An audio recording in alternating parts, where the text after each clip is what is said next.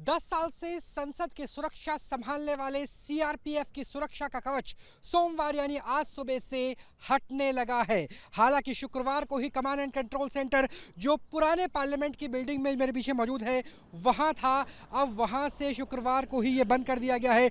और नए पार्लियामेंट परिसर की बात करें तो बीते 10 दिनों से सीआईएसएफ के 3316 के आसपास जो कर्मी हैं, सुरक्षा कर्मी हैं, वो सघन ट्रेनिंग ले रहे थे।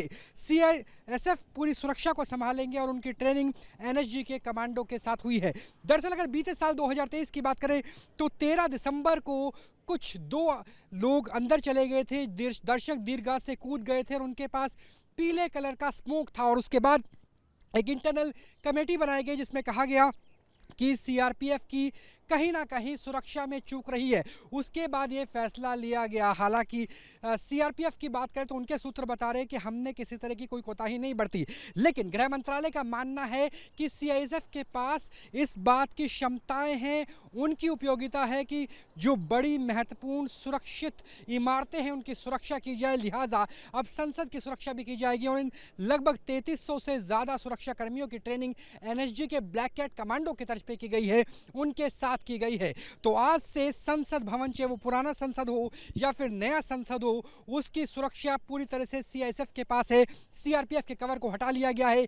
150 के आसपास जो दिल्ली पुलिस के कर्मी भी सुरक्षा में तैनात थे उन्हें भी हटा लिया गया है। यानी अगली सरकार के प्रथम संसदीय सत्र के दौरान जो सुरक्षा का कार्यभार है वो सीआरपीएफ के पास नहीं बल्कि सीआईएसएफ के पास नजर आएगा। 10 साल से संसद की सुरक्षा संभालने वाले सीआरपीएफ की सुरक्षा का कवच सोमवार यानी आज सुबह से हटने लगा है। हालांकि शुक्रवार को ही कमांड एंड कंट्रोल सेंटर जो पुराने पार्लियामेंट की बिल्डिंग में मेरे पीछे मौजूद है वहां था, अब वहां से शुक्रवार को ही ये बंद कर दिया गया है। और नए पार्लियामेंट परिसर की बात करें तो बीते 10 दिनों से सीआईएसएफ के 3316 के आसपास जो कर्मी हैं, सुरक्षा कर्मी हैं, वो सघन ट्रेनिंग ले रहे थे। सीआईएसएफ पूरी सुरक्षा को संभालेंगे और उनकी ट्रेनिंग एनएसजी के कमांडो के साथ हुई है। दरअसल अगर बीते साल 2023 की बात करें तो 13 दिसंबर को कुछ दो लोग अंदर चले गए थे, दर्शक दीर्घा से कूद गए थे और उनके पास पीले कलर का स्मोक था। और उसके बाद एक इंटरनल कमेटी बनाई गई जिसमें कहा गया कि सीआरपीएफ की कहीं ना कहीं सुरक्षा में चूक रही है।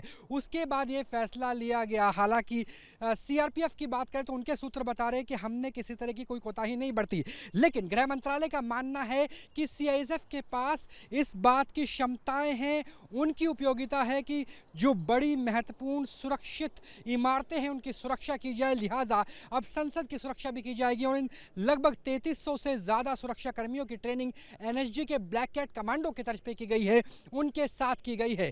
तो आज से संसद भवन, चाहे वो पुराना संसद हो या फिर नया संसद हो, उसकी सुरक्षा पूरी तरह से सीआईएसएफ के पास है। सीआरपीएफ के कवर को हटा लिया गया है। 150 के आसपास जो दिल्ली पुलिस के कर्मी भी सुरक्षा में तैनात थे उन्हें भी हटा लिया गया है। यानी अगली सरकार के प्रथम संसदीय सत्र के दौरान जो सुरक्षा का कार्यभार है वो सीआरपीएफ के पास नहीं बल्कि सीआईएसएफ के पास नजर आएगा। कैमरा सहयोगी सुमित कुमार के साथ राहुल डबास, न्यूज़ नेशन, संसद भवन।